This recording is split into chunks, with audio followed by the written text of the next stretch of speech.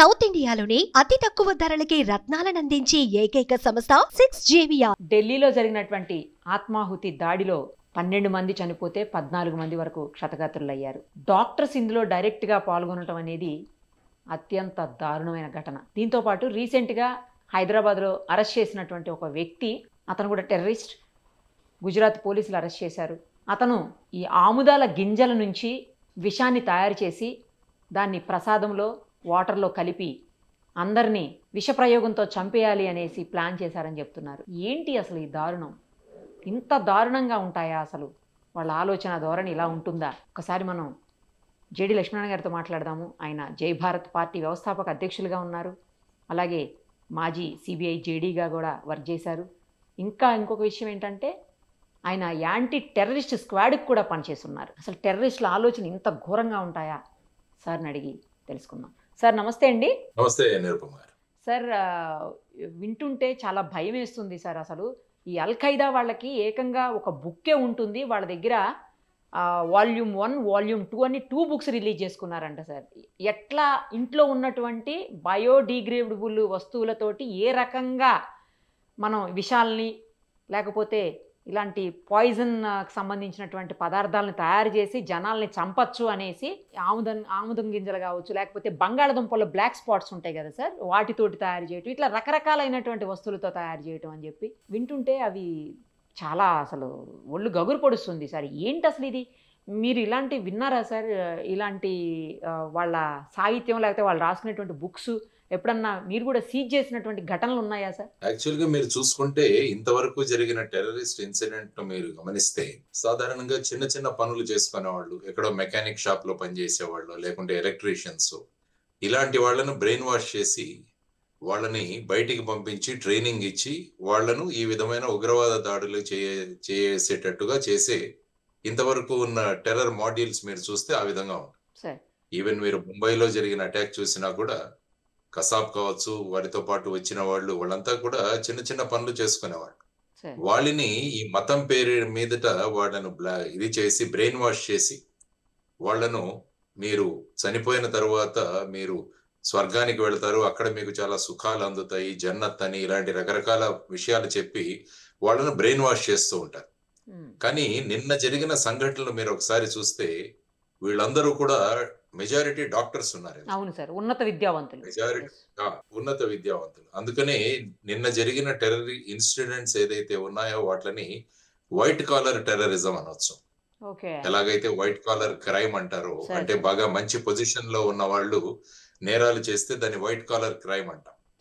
అదే విధంగా ఇప్పుడు చూస్తే ఇది వైట్ కాలర్ టెర్రరిజం. అంటే ఏమాత్రం అనుమానం రాకుండా వీరు ఇలాంటి వాటిలలో ఇన్వాల్వ్ అవుతారా అన్నది కూడా ఎవరికి అనుమానం రాకుండా ఒక పకడ్బందీగా ఈ జైషే మహమ్మద్ యొక్క మాడ్యూల్ ఏదైతే వర్క్ ఉందో దాని గురించి మనం మాట్లాడుకోవాలి.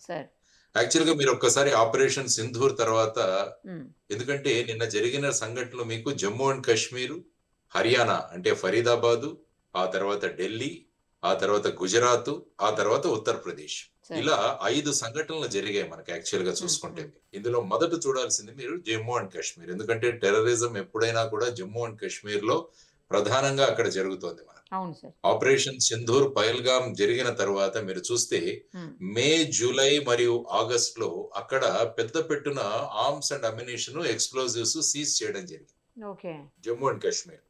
అంటే యాక్చువల్ గా మీరు చూసుకుంటే మేలో, జూలైలో, తర్వాత ఆగస్ట్ లో అక్కడ సోపియాన్ కావచ్చు, లేకుంటే పూంచ్ కావచ్చు, లేకుంటే కిస్టవార్ కావచ్చు, దానికి ఆపరేషన్ కెల్లర్ అని ఒక ఆపరేషన్ చేసి లష్కర్-ఈ తైబా వాళ్ళు చేసిన ఈ ఆర్మ్స్ అమ్యునిషన్ అంటే మందుగుండు సామాగ్రి, తర్వాత వచ్చేసి వెపన్స్, ఆ తర్వాత ఎక్స్ప్లోజివ్స్ సీజ్ చేశారు. దాని లింకులు పెట్టుకొని ఇంటరాగేట్ చేస్తున్నప్పుడు నవంబర్ 8 నుంచి 10 వరకు ఫరీదాబాద్ అంటే హర్యానాలో ఉన్న ఫరీదాబాద్ లో జమ్మూ అండ్ కాశ్మీర్ పోలీసు, హర్యానా పోలీసులు కలిసి వాళ్ళు సుమారుగా 2900 కిలోల ఎక్స్ప్లోజివ్ అంటే అమోనియం నైట్రేట్, ఏదైతే మనము ఫర్టిలైజర్స్ అంటే యూరియాకు దానికి తయారు చేస్తామో అటువంటి ఎక్స్ప్లోజివ్స్, దానికి కావలసిన ఇతర సాధన సామగ్రి, వాటన్నిటిని కూడా ఎవరైతే ఈ అల్ ఫలా అనే యూనివర్సిటీ ఏరియా ఉంది ఫరీదాబాద్, అక్కడ కొన్ని రూమ్స్ నుంచి ఇవి సీజ్ చేశారు. ఓకే. అందులో ముఖ్యంగా 2 డాక్టర్లను అరెస్ట్ చేశారు. అవును సార్. అందులో డాక్టర్ ముజముల్ గానీ అని, తర్వాత ఇంకొక అతను డాక్టర్ అదిల్ అహ్మద్ రాథేర్. వీళ్ళిద్దరిని అక్కడ అరెస్ట్ చేయడం జరిగింది. వీళ్ళిద్దరూ కూడా జమ్మూ అండ్ కాశ్మీర్ కు పుల్వామా ఏరియాకి చెందిన వాళ్ళు వీళ్ళిద్దరు కూడా. సో వాళ్ళ దగ్గర నుంచి ఈ విధంగా అమోనియం నైట్రేట్, తర్వాత మిగతా ఎక్స్ప్లోజివ్ మెటీరియల్స్, తర్వాత దీన్ని కావాల్సిన డిటోనేటర్స్, ఎలక్ట్రికల్ టైమర్స్ ఉంటాయి టైం బాంబ్ తయారు చేయడానికి, వాటిని, తర్వాత వచ్చి ఒక అసాల్ట్ రైఫిల్, పిస్టల్స్, మ్యాగజైన్స్ ఇవన్నీ కూడా అక్కడ సీజ్ చేయడం. సో ఈ జమ్మూ అండ్ కాశ్మీర్ లో ఉన్న లింక్స్ ని బట్టి ఫరీదాబాద్ కి రావడం జరిగింది. సో ఫరీదాబాద్ లో 2 డాక్టర్స్ అరెస్ట్ చేసిన తర్వాత అదే మాడ్యూల్ కి చెందిన వాళ్ళు ఈ విధంగా అక్కడ జమ్మూ అండ్ కాశ్మీర్ లోను, తర్వాత ఫరీదాబాద్ లోను వీళ్ళు దొరికిపోయారని చెప్పేసి అక్కడి నుంచి తప్పించుకోవడానికి వాళ్ళ దగ్గర ఉన్న ఒక వెహికల్ లో ఈ ఎక్స్ప్లోజివ్స్ తీసుకుని వస్తున్నప్పుడు ఇక్కడ మన రెడ్ ఫోర్ట్ దగ్గర చాందినీ చౌక్ ఏరియాలో నిన్న సాయంత్రం అది సూసైడ్ బాంబింగ్. వాళ్ళు ఎందుకంటే అందులో డిటోనేటర్ కూడా ఉందని తెలిసింది ఇప్పుడు వరకు జరుగుతున్న ఇన్వెస్టిగేషన్ లో. దానివల్ల వాళ్ళ వెహికల్ కి వాళ్ళు బ్లాస్ట్ చేసుకొని వాళ్ళు ఆ విధంగా ఒక సూసైడ్ బాంబ్ లాగా వాళ్ళు పని చేయడం జరిగింది. అందులో ముఖ్యంగా చూసుకుంటే డ్రైవర్ సీట్ లో డాక్టర్ ఉమర్ మహమ్మద్ అనే వ్యక్తి, అతను ఆ పుల్వామాకు చెందిన డాక్టర్. అతను ఈ సేమ్ టెర్రర్ మాడ్యూల్, మీరు ఫరీదాబాద్ మాడ్యూల్ తర్వాత దానిలో చెందిన మాడ్యూల్, అతను అక్కడ ఈ విధంగా సూసైడ్ చేసుకొని ఇంతమందికి అతను మరణానికి తర్వాత ఇంజురీస్ కి కారణమైంది. ఆ తర్వాత ఇది ఇలా జరుగుతుండగా యూపీలో ఒక అమ్మాయి డాక్టర్ షహీన్ అని, ఆవిడని కూడా అరెస్ట్ చేశారు. ఆమె దగ్గర నుంచి కూడా ఐ థింక్ ఒక AK-47 రైఫిల్, కొంత అమ్యునిషన్, డాక్టర్ మళ్ళా కూడా. సో ఇప్పుడు చూసుకుంటే మీరు ఫరీదాబాద్ లో 2 డాక్టర్లు, తర్వాత ఈ సూసైడ్ చేసుకుని చనిపోయిన డాక్టర్, ఆ తర్వాత డాక్టర్ షహీన్ అని ఒక అమ్మాయి. సో ఈ విధంగా Jammu and Kashmir, Faridabad, Delhi and UP. ఈ లోపల గుజరాత్ లో ఉన్న యాంటీ టెర్రరిజం స్క్వాడ్ వచ్చి అక్కడ ఇంకొక డాక్టర్ అరెస్ట్ చేసింది. అతను హైదరాబాద్ బేస్డ్ డాక్టర్. అతని పేరు డాక్టర్ అహ్మద్ మొయినుద్దీన్ సయీద్. అతను మీరు అన్నట్టు ఏదైతే ఈ ఆముదపు గింజలు ఏదైతే ఉన్నాయో వాటి నుంచి అతి ప్రమాదకరమైన విషాన్ని తయారు చేసి, ఆ విషం యొక్క ప్రధానమైన గుణం ఏంటంటే దానికి రంగు, రుచి, వాసన ఉండదట. సో దాన్ని తీసుకొని ముఖ్యంగా పెద్ద పెద్ద వాటర్ రిసోర్సెస్ గాని, వాటర్ ట్యాంక్స్ గాని ఇలాంటి వాటిలో కలిపి చాలా మందిని ఈ విధంగా మళ్ళా చంపాలని చెప్పేసి ఒక ప్లాన్ అన్నది అక్కడ. సో ఆ విధంగా మీరు చూసుకుంటే నిన్న జరిగిన ఈ యాంటీ టెర్రరిజం స్క్వాడ్ యొక్క ఆపరేషన్స్ గుజరాత్ కావచ్చు, తర్వాత ఈ ఫరీదాబాద్ మాడ్యూల్ ని బ్రేక్ చేయడం, ఆ తర్వాత ఇమ్మీడియట్ గా ఢిల్లీలో ఈ ఇన్సిడెంట్ జరగడం, ఆ తర్వాత డాక్టర్ షహీన్ యూపీకి చెందిన వ్యక్తిని అరెస్ట్ చేయడం, గుజరాత్ లో ఈ వ్యక్తిని అరెస్ట్ చేయడం, ఇందులో మొత్తంగా అందరూ కలిసి డాక్టర్లుగానే ఉండడం, ఇది కూడా ఒక ప్రధానమే. అంటే అందుకనే దీన్ని వైట్ కాలర్ టెర్రరిజం అంట. ఈ డాక్టర్ షహీన్ అని షహీన్ షయీద్ అని ఎవరైతే ఈ అమ్మాయిని అరెస్ట్ చేశారో ఆ అమ్మాయి యాక్చువల్ గా జైషే మహమ్మద్ యొక్క విమెన్స్ వింగ్ దాన్ని మొదలు పెట్టడానికి ప్రధానమైన రీజన్ అని చెప్పేసి మనకు రిపోర్ట్స్ నుంచి రావడం జరిగింది. సో దానితో యాక్చువల్ గా ఈవిడ కారు నుంచి కూడా ఒక AK-47, తర్వాత ఈ వైట్ కాలర్ టెర్రర్ సిస్టమ్ ఏదైతే ఉందో దానిలో ఈమె కూడా మెంబర్ గానే అన్నట్టుగా మాట్లాడుతున్నారు. సో ఇది చాలా డిస్టర్బింగ్ ఫ్యాక్ట్ మనకి.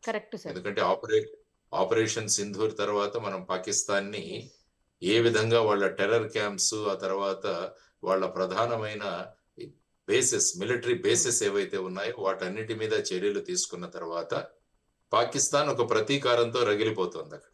ముఖ్యంగా జైషే మహమ్మద్ యొక్క చీఫ్ ఎవరైతే ఉన్నారో మౌలానా మసూద్ అజర్, వాళ్ళ కుటుంబ సభ్యులందరినీ కూడా మన అటాక్స్ లో చంపివేయడం జరిగింది. సో దానితో ఈ జైషే మహమ్మద్ సంఘటన ఏ విధంగా మళ్ళా భారతదేశంలో అల్లకల్లోలం సృష్టించాలన్న ధోరణిలో ఈ మొత్తం ఈ మాడ్యూల్ ఏదైతే ఉందో ఆ మాడ్యూల్ ని ఆపరేట్ చేసిందని మనం అనుకోవచ్చు.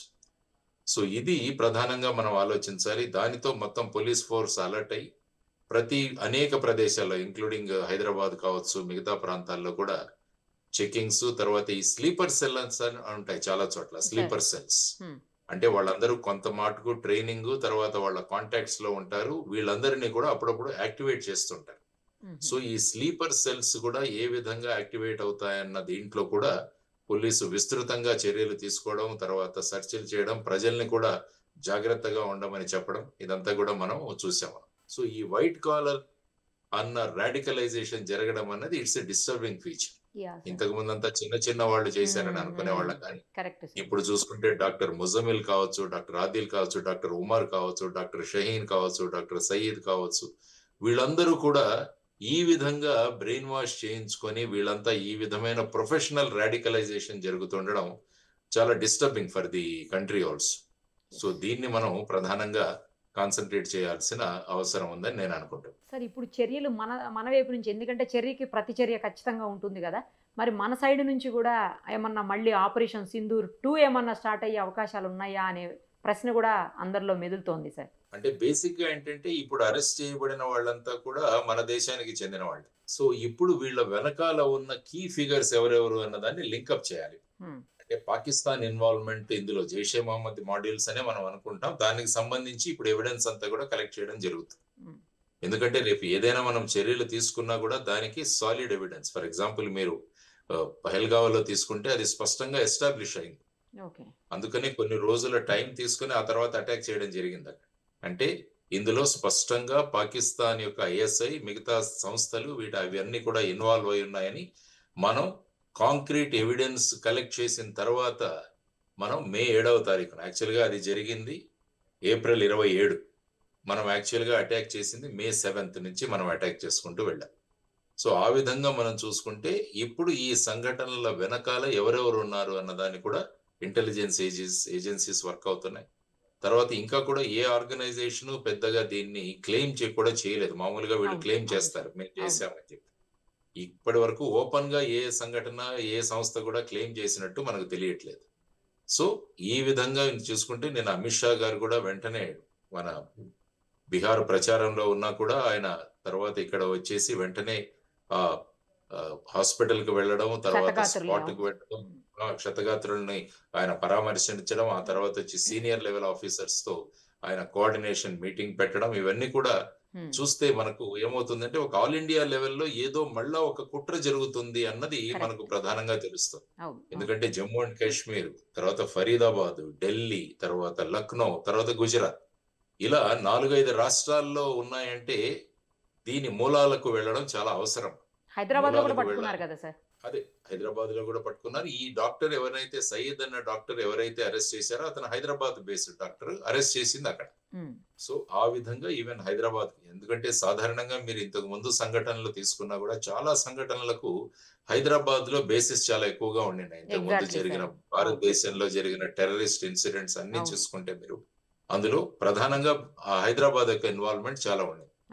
సో ఇప్పుడు ఈ బ్లాస్ట్లు అన్నవి చూసుకుంటే ఎక్సెప్ట్ జమ్మూ అండ్ కాశ్మీర్, మొన్న అస్సాంలోను, తర్వాత మణిపూర్ లో జరిగిన తీసేస్తే మిగతా భారతదేశంలో ఎక్కడ కూడా ఇటువంటి బ్లాస్ట్ అన్నవి చాలా తగ్గిపోయాయి. మనం చూసుకుంటే గత 2014 నుంచి మీరు చూసుకుంటే ఈ ఇన్సిడెంట్స్ చాలా తగ్గిపోయాయి. కానీ ఈ 11 సంవత్సరాల్లో మొట్టమొదటిసారిగా ఇంత పెద్ద పెట్టున ఈ విధమైన మాడ్యూల్ భారతదేశంలోనే ఆపరేట్ అవడం అన్నది ప్రధానంగా ప్రభుత్వం దీని మీద దృష్టి సారిస్తోంది. నిన్న ప్రధాని నరేంద్ర మోడీ గారు కూడా దీని గురించి ఖండించారు.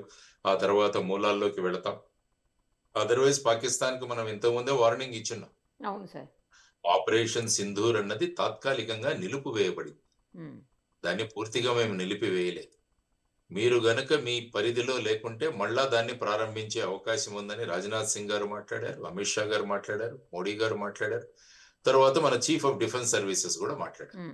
తర్వాత ఈ మధ్య మళ్ళా పాకిస్తాన్ అనేక ప్రాంతాలలో, ముఖ్యంగా ట్రంప్ గారు మొన్న మాట్లాడుతూ ఆయన ఏమన్నారంటే చాలా దేశాలు న్యూక్లియర్ టెస్టింగ్ చేస్తున్నాయని చెప్పాడు. రష్యా కావచ్చు, చైనా కావచ్చు, ఇంక్లూడింగ్ పాకిస్తాన్ చేస్తున్నట్టుగా ఆయన మాట్లాడారు. అంటే ఎక్కడో ఒక చోట పాకిస్తాన్ ఏదో ఒకటి చెయ్యాలి అన్న ఒక దీంట్లో ఉంది. ఆ తర్వాత ఏంటంటే పాకిస్తాన్ కు ముఖ్యంగా ఆఫ్ఘనిస్తాన్ నుంచి కూడా ఇప్పుడు పెద్ద సమస్య వచ్చి పడింది. వాళ్ళ బార్డర్ పాకిస్తాన్ ఆఫ్ఘనిస్తాన్ మధ్య కూడా అక్కడ కూడా చాలా క్లాషెస్ జరుగుతున్నాయి. అక్కడ కూడా చాలా మంది పాకిస్తానీ ఆర్మీ కూడా అందులో వాళ్ళు మృతి చెందారు. సో అటు సైడ్ నుంచి కూడా ప్రాబ్లం మొదలైంది. బలూచిస్తాన్ ఆఫ్ కోర్స్ ఆ ప్రాబ్లం ఉంది. తర్వాత పాక్ ఆక్యుపైడ్ కాశ్మీర్ లో కూడా చాలా నిరసనలు ఉన్నాయి. సో వీటన్నిటినీ కన్సిడర్ లోకి తీసుకొని భారతదేశం ఇంత చేసినా మీరేమీ చేయలేదన్న ధోరణిలో అక్కడ ఉన్న ప్రజలకు కూడా సమాధానం ఇవ్వడానికి భారతదేశంలో ఏదో ఒక అల్లకల్లోలం సృష్టించాలన్న ధోరణిలో దీన్ని మొదలు ఉండవచ్చు అన్నది ఒక కన్క్లూషన్ గా మనం తీసుకోవచ్చు. కానీ ఆ విధంగా ఆలోచించి వాళ్ళు డైరెక్ట్ గా ఇన్వాల్వ్ కాకుండా ఎప్పుడు వాళ్ళు చేసేది ప్రాక్సీ వార్. పాకిస్తాన్ ఎప్పుడు డైరెక్ట్ గా ఉండదు, ఎప్పుడు కూడా ప్రాక్సీ వార్. అంటే ఈ విధమైన జైషే మహమ్మద్ గాని ఈ విధమైన సంఘటనల ద్వారా ఇవన్నీ కూడా చేస్తుంటుంది. ఆ తర్వాత నార్కో టెర్రరిజం అంటే నార్కోటిక్ డ్రగ్స్ పంపించి ఆ టెర్రరిజం, లేకుంటే ఫేక్ కరెన్సీని దేశంలోకి పంపడం, ఇలాంటివన్నీ చేస్తుంటది. కాబట్టి అలాంటి భాగంలో ఈ ఫరీదాబాద్ మాడ్యూల్ ఏదైతే ఉందో, జేఎండ్కే, ఫరీదాబాద్, ఢిల్లీ, లక్నో మాడ్యూల్, తర్వాత ఈ విషం తయారు చేసి దాన్ని ఒక ప్రయోగించే ఇంకొక మాడ్యూల్. సో ఇవన్నీ కూడా వర్కౌట్ అవుతున్నాయి. కాబట్టి వీటి మీద ప్రజలు జాగ్రత్తగా ఉండాలి ముఖ్యంగా. అందువల్ల ప్రజలు ముఖ్యంగా ఇందులో చేయాల్సింది ఏంటంటే, ఎక్కడైనా అనుమానాస్పద వ్యక్తులు గాని అనుమానాస్పద వస్తువులు గాని ఉంటే వెంటనే పోలీస్కి ఇన్ఫార్మ్ చేయాలి. ఆ తర్వాత వచ్చేసి ఏదైనా సమాచారం మనకు తెలిస్తే వెంటనే తెలియజేయడం, తర్వాత పోలీస్ ఏదైనా ఇన్స్ట్రక్షన్స్ ఇస్తుంటే వాటిని ఫాలో చేయడం, ఇవన్నీ కూడా మనం చేయాల్సిన అవసరం ఉంది. ఎందుకంటే ఈ కేసు UAPAలో సెక్షన్స్ కింద దాన్ని అన్లాఫుల్ యాక్టివిటీస్ ప్రివెన్షన్ యాక్ట్ కింద దీన్ని ఇన్వెస్టిగేషన్ జరుగుతున్నాయి. తర్వాత యూపీ, తర్వాత హర్యానా, మిగతా యాంటీ టెర్రరిజం స్క్వాడ్స్, గుజరాత్, ఇవన్నీ కూడా అందరూ కోఆర్డినేషన్ తో వర్క్ చేస్తున్నారు. సో ఇందులో ఇంకా మూలాల్లోకి వెళ్లాల్సిన అవసరం చాలా ఉంది. సో మూలాల్లోకి వెళ్ళిన తర్వాత ఇంకా ఈ నెట్వర్క్ లో ఎంతమంది ఉన్నారన్నది బయటికి తీసుకురావడం చాలా అవసరం. ఎందుకంటే సాధారణంగా ఇంత చిన్న నెట్వర్క్ ఉండదు, మామూలుగా చాలా పెద్ద నెట్వర్క్స్ తో వీళ్ళు వర్క్ చేస్తారు. సో వాటన్నిటిని కూడా బయటికి తీసుకురావాల్సిన అవసరం ఉంది. So let us wait. We have efficient force and efficient leadership ఉంది. కాబట్టి దీన్ని త్వరలో దీని వెనకాల ఉన్న సూత్రధారులు, తర్వాత పాత్రధారులు, దీని వెనకాల ఉండి నడిపించే వాళ్ళు, వీళ్ళందరినీ కూడా బయటికి లాగి అవసరమైతే పాకిస్తాన్ మీద చర్యలు ఏవైనా ఉంటే వాటిని కూడా ఖచ్చితంగా తీసుకునే అవకాశం ఉందన్నది నా అభిప్రాయం. సార్ ఇంకొక విషయం కూడా, ఈ రోజు అక్కడ పాకిస్తాన్ లో కొన్ని పేలుళ్లు సంభవించాయి అని అంటున్నారు. అంటే వాళ్ళు కావాలని చేసుకొని మేము కూడా టెర్రరిస్టులకి వాళ్ళ బారినే పడుతున్నాం, టెర్రరిస్టులకి అగైనెస్టే అని చెప్పటమా, లేకపోతే మనం ఏమన్నా చేసామని చెప్పేసి దాన్ని క్రియేట్ చేయడానికి? అది అంటే ఎలా ఉంటుందంటే, ఇప్పుడు నేను చెప్పినట్టు పాకిస్తాన్ ఆఫ్ఘనిస్తాన్ మధ్య బాగా గొడవ జరుగుతుంది. అవును సార్. తర్వాత వచ్చేసి విత్ ఇన్ పాకిస్తాన్ లో కూడా కొన్ని ఇన్సిడెన్సెస్ మనకు జరుగుతున్నాయి ఈ మధ్య మనం చూసాం.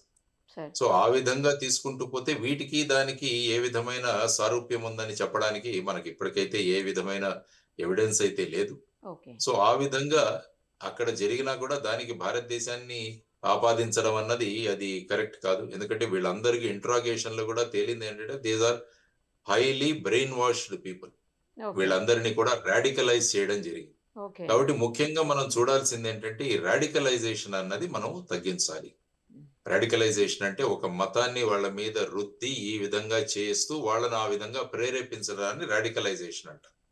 సో అందువల్ల ఈ రాడికలైజేషన్ ఎక్కడైనా జరుగుతుంటే దాని గురించి కూడా మనం సమాచారం అందించడం చాలా అవసరం. ఆ తర్వాత ఈ రాడికలైజేషన్ జరగకుండా కూడా రాష్ట్రాలు మరియు కేంద్రం కూడా తగిన జాగ్రత్తలు వహించాల్సిన అవసరం కూడా ఉంది. ఎందుకంటే ఇలా డాక్టర్లు, తర్వాత హైలీ క్వాలిఫైడ్ పీపుల్ రాడికలైజ్ అవ్వడం మొదలు పెడితే ఏమవుతుందంటే పరిస్థితి చాలా కష్టంగా ఉంటుంది. ఇంతవరకు నేను ఇంతకుముందు చెప్పినట్టు మామూలుగా చిన్న చిన్న వాళ్లతో చేయించిన ఈ సంఘటనలు ఇప్పుడు పెద్దవాళ్ళు కూడా, అంటే బాగా చదువుకున్న వాళ్ళు కూడా ఇన్వాల్వ్ అవ్వడం అన్నది that is not a good sign. So వీటన్నిటిని కూడా మనం ఎదుర్కోవాలి. దాన్ని ఎక్కడ కట్ చేయాలో అక్కడ కట్ చేయాలి వెంటనే. తర్వాత వీళ్ళలో కొంతమంది చైనాలో కూడా MBBS చేసి వచ్చిన వాళ్ళు అంటారు. ఈ గుజరాత్ లో పట్టుబడిన వ్యక్తి, అతను చైనాలో MBBS చేశాడని విన్నా. సో అక్కడ ఇటువంటి అక్కడ ఏదైనా బ్రెయిన్ వాషింగ్ జరుగుతుందా, ఇది కూడా చూడాల్సిన అవసరం.